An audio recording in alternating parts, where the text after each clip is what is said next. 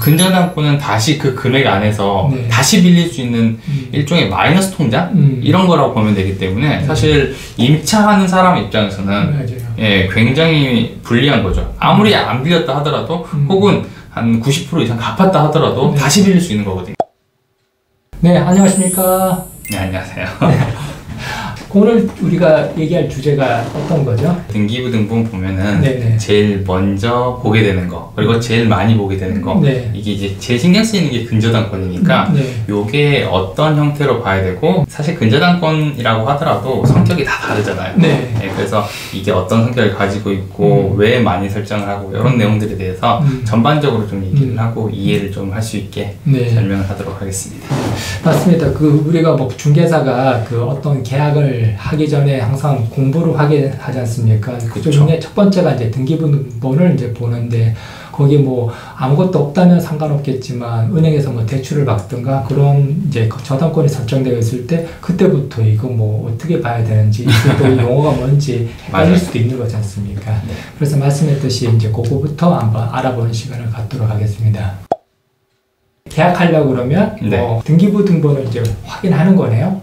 그렇죠. 이제 등기부등본을 보면 이제 소유자도 나와 있고, 네. 그다음에 이 집을 언제 샀는지 혹은 네. 지었는지 이런 내용들이 나와 있는데, 사실 그런 부분들은 당연히 누구나 알 수 있는 내용인데, 이제 근저당권이라는 게 보이잖아요. 네. 저나 대표님 같은 경우는 부동산을 하고 있고 그렇죠. 오래 하셨으니까 당연히 네. 알고 있는 부분인데, 사실 근저당권이 왜 근저당권인지, 왜 저당권이 아니고 근저당권인지 이런 의문을 가지시는 분들이 많이 있을 것 같아서 네. 근저당권이랑 저당권이 어떻게 다른지를 네. 한번 좀 얘기를 해드려야 될 것 같아서 네. 근저당권이 되게 궁금할 거 아니에요. 네. 왜 저당권을 사용 안 하고 근저당권을 사용할까? 그래서 제가 근저당권의 뜻을 이제 네. 가지고 왔는데, 네.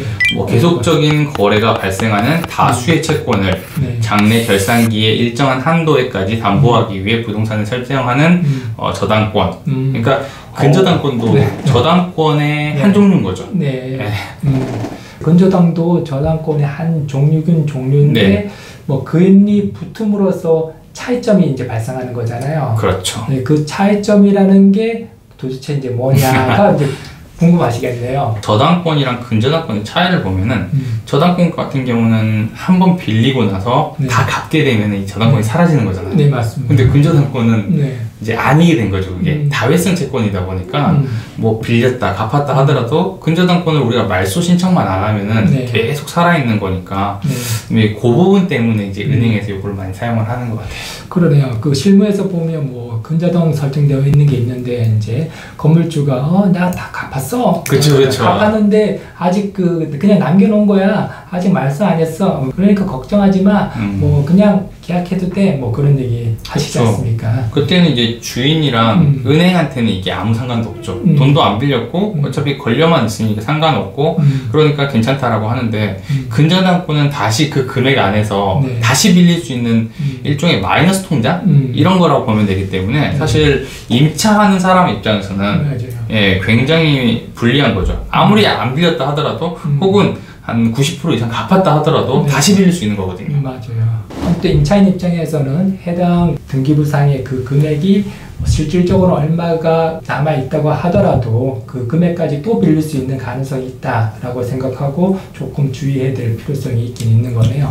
그렇죠. 권리분석할 때 꼭 채권 네. 최고액 전부를 빼야 되는 거지, 네. 보통 남아있는 금액 빼는 경우가 많이 있잖아요. 맞습니다. 네, 그러면 위험해질 수 있죠. 제가 예전에 네. 다른 중개사분이랑 얘기를 했는데 네. 이분이 저한테 물어보더라고요. 어떤 거요? 근저당권이 있으면 돈을 다시 빌릴 수 있냐? 네. 네, 이걸 물어보시는 거예요. 네. 그러니까 사실 집주인도 모르고 네. 중개사도 모르고 네. 그다음에 임차인도 모르는 이게 근저당권일 수도 있거든요. 네. 그 은행은 알고 있어 이걸. 왜냐면 자기들이 한 번만 등기를 설정해 놓으면은 네. 다시 빌려줄 수 있고, 그다음에 그 순위로 올라가는 거니까 네. 전혀 위험하지 않다는 걸 알고 있기 때문에 안 없애주는데, 사실 집주인도 모르는 경우가 있어요. 자기가 다시 빌릴 수 있다는 걸. 빌릴 수 있는 거. 네, 이거 중개사도 저한테 물어보더라고요. 이걸 다시 빌릴 수 있어요? 저는 주인이 이거 남아있다 해서 괜찮은 줄 알았는데 네. 빌릴 수 있어요? 하고 저한테 물어보시는 거예요. 그래서 이제 이 부분을 설명을 해드렸는데, 아마 일반인 분들이시나 초보 중개사분들은 이 부분에 대해서 분명히 모르는 분들이 더 많이 있을 거예요. 차이점에 대해서는 이제 조금 이제 알게 됐는데, 네. 뭐 우리 등기부등본을 보면 10억을 빌렸는데 거기 12억 아니면 13억 이렇게 설정되어 있는 경우도 있지 않습니까? 그렇죠. 네. 일단 경매 들어갔다는 거는 집주인이 돈을 빌렸는데 네. 이자를 못 갚았다는 거거든요. 네. 그럼 이자가 밀렸겠죠. 그리고 그 상태에서 경매 비용이라든지 기타 비용이 계속 발생을 할 거 아니에요. 네. 뭐 법무사도 써야 될 거고 그 비용 전부 다 청구를 해야 되는데 만약에 1억을 빌렸는데 아니면 10억을 빌렸는데 딱 그 금액만 설정을 해놓게 되면은 은행 입장에서는 내 돈 주고 경매를 신청해야 되는 그런 일도 생기고 이자는 떼먹히는 거 이렇게 되기 때문에 채권 최고액 같은 경우는 거의 한 120% 정도로 설정을 해놓습니다. 1금융권 같은 경우는 거의 120% 하고요. 네. 그 다음에 2금융권으로 가면서 130%까지 많이 하고 사채 같은 경우는 조금 더 높게 설정을 하더라고요. 그래서 개인으로 돼 있으면 조금 더 높은 경우가 많습니다. 그래서 일반적으로 제1금융권 120%니까 만약에 우리가 실제 이제 대출을 이제 10억 받았다 그러면 거기는 12억 그렇죠. 이렇게 설정되어 있네요. 그걸 보고 채권 최고액이라고 얘기를 하는 거네요. 네, 맞습니다. 네. 그러면 이 실무에 있어서 우리가 주의해야 될 게 뭐가 있을까라는 어떤 고민이 드네요. 우리가 실무에서 조금 주의해야 될 점은 네. 사실 생각보다 많이 있어요. 네. 채권 최고액이 이제 아까 120%라고 했는데 네. 요거를 모르시는 분도 많고요. 그 다음에 두 번째로 우리가 최우선 변제라는 게 있어요. 네. 최우선 변제가 뭐냐면은 만약이라도 경매가 됐을 때 이 사람들이 나가서 어디서 월세집이라도 얻을 수 있는 보증금을 가장 먼저 배당해줘라 이런 뜻이기 때문에 이분들이 제일 먼저 돈을 받아서 나가는데 이거의 기준이 현재 기준이 아니라 이 근저당권을 설정했던 날을 기준으로 해서 금액이 설정되어 있기 때문에 이런 것들도 확인을 하셔야죠. 아, 그러네요. 예를 들어서 전세 계약을 한다 했을 때 만약에 최우선 변제에 해당되는 임차인인데 그 고객한테 당신은 이제 최우선 변제되니까 쉽게 말해서 선순위 이제 근저당이 있더라도 걱정하지 마십시오라고 표현을 할 수도 있잖아요. 많이 설명하죠. 그게 많이 실수하는 거죠, 진짜. 근데 이제 설정된 시점에 따라서 최우선 변제에 해당될 수도 있고 안 될 수도 있고 그런 부분이 있다는 말씀이지 않습니까? 그게 중개사고로 이어지잖아요. 맞습니다. 네, 말 한마디 때문에 아니었는데 맞다라고 해서 중개사고라는 게 일어나기 때문에 이런 것들은 알고 있어야 되죠. 뭐 아파트나 그런 것들이야 당연히 이제 해당되지도 않을 뿐더러 항상 뭐 근저당이 뒤에 이제 있을 가능성이 높긴 높겠지만도 이런 우리 뭐 상가주택이나 다가구 주택 그런 것들은 이제 근저당이 설정이 먼저 되어 있는 경우가 많지 않습니까? 그렇죠. 항상 처음에 지으실 때 설정해 놓는 경우가 많기 때문에 거의 다 있다라고 봐도 무방할 정도로 그러네요. 일반적이죠. 이제 있는 경우가 많다 보니까 저도 이제 실무를 이제 하면서 저는 특히나 이제 실무를 이제 업무용 이제 부동산 위주로 이제 했었는데 그때 보면 이제 근저당이 설정이 안 되어 있는 게 세상 없는 거고 또 설정이 되어 있더라도 그 뭐 약간 특이하게 설정되어 있는 경우가 있고 그러더라고요. 그러다 보니까 주의해야 될 사항들이 좀 중개사 입장에서 좀 꽤 많았던 것 같아요. 그래서 뭐 예를 설정되더라도 공동담보로 맞아요. 공동담보로 설정되는 경우도 있지 않습니까? 항상 그렇죠. 네. 대표님 같은 경우는 오래 일을 하시다 보면은 너무 당연하게 공동담보라는 게 인식을 하잖아요. 근데 초보 중개사라든지 일반 사람들이 봤을 때는 공동담보라는 것 자체 용어 자체도 모르겠어요. 그러니까 이제 그런 것들을 알아야 되는데 누가 설명을 안 해주거든요.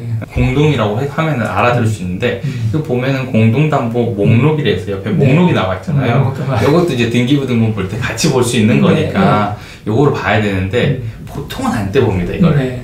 그래서 아는 사람들은 떼보는데 안 해본 사람들은 이게 뭐야 그냥 공동담보니까 땅이겠지 하고 넘어가는 거죠. 간혹 가다가 물건이 이제 3개가 묶여가지고 대출을 받은 거예요. 그런데 그 중에 하나를 우리가 매각을 하는 경우예요. 그러면 이제 대출 3개 중에 하나만 빼앗아 거래를 시키는 거고 2개 물건에 그 해당되는 대출 금액을 설정을 다시 이제 해야 되는 케이스잖아요. 처음에 거래할 때는 말소하는 조건으로 하고 담보 목록에 삭제만 시키면 되는 거니까 마지막에 그래서 해당 은행 가가지고 공동담보 빼고 나머지 게 우리 거에 설정되는 게 뭔지 요것만 해가지고 말소를 하시게 되면은 이런 문제가 안 생기죠. 맞습니다. 그래서 당연히 이제 잔금 치르기 전에 또 은행에 가서 그 확인해야 될 부분이 또 있는 거고 당연 계약은 이제 빼기로 했으니까 계약 자체로는 문제가 이제 없는 건데, 그래서 이제 은행에 꼭 이제 확인해야 되는 부분이 있고, 만약에 담보가액이 부족할 경우에는 일부를 상환해야 될 필요성도 있긴 있는 거죠. 그러니까 그렇죠. 이제 매도인 입장에서는 본인이 돈이 굉장히 궁하신 분이면 이제 상환까지는 안 하려고 하는 수도 있는 거고, 은행은 담보가액이 부족하다 보니까 거기 두 개에다 다 설정 못하니까 일부 상환하라라고 또 요구할 수도 있는 부분. 거기에서 소유주와 은행 간에 또 다툼이 또 생길 수도 있는 부분인 거죠. 그 부분에 있어서 이제 그 자금 치르기 전에 그걸 다 조율을 끝내야지만 잔금할 때 이제 문제 없이 스무스하게 이제 넘어가는 경우도 있고 그러더라고요. 마지막으로 좀 주의해야 할 점이 하나 있기는 있죠. 네. 왜냐하면 우리가 계약을 할 때 근저당권을 말소하겠다. 네. 라고 하는 조건을 달고 계약을 하는 경우가 많이 있잖아요. 네. 뭐 매매도 마찬가지고 혹은 임대차도 마찬가지고 전세 계약을 할 때도 마찬가지인데 사실 근저당권을 말소하는 거를 확인을 안 한다는 거죠. 아까 제가 네. 처음에 말씀드린 것처럼 근저당권이 있으면은 네. 다시 빌릴 수 있는 건데 네. 다 상환은 했어요. 네. 근데 등기에 말소를 안 하게 되면은 언제든지 다시 빌릴 수 있는 근저당권이 된다는 거죠. 근데 이거를 네. 다 갚았다고 하니까 네. 믿고 그냥 가는데 나중에 돈이 필요하면은 또 빌릴 수 있잖아요. 맞습니다. 이렇게 되면 이제 또 중개사고가 나고 네. 혹은 피해가 발생하는 부분이니까 네. 말소하는 것을 반드시 확인해야 된다. 네. 요게 마지막으로 드리고 싶은 주의사항 같아요. 네, 그러네요. 말씀했듯이 꼭 우리가 이제 확인을 해야 되는, 네. 확인을 해야 되는 작업이 있다. 그런 말씀이네요. 그때 중개사라고 하면 기본적으로 그 사고에 대해서 대비를 해야 되고, 근데 그걸 대비하려고 그러면 약간 의심이든 걱정의 어떤 관점 속에서 접근을 하다 보면 그 부분을 치밀하게 이제 준비할 수 있는 거고, 그리고 완료되는 걸 또 더블 체크해 볼 수 있는 부분이 이제 생기는 것 같습니다. 네, 맞습니다. 네. 또 다른 주제로 한번 저희가 다시 한번 찾아뵙도록 하겠습니다. 네, 고맙습니다. 감사합니다.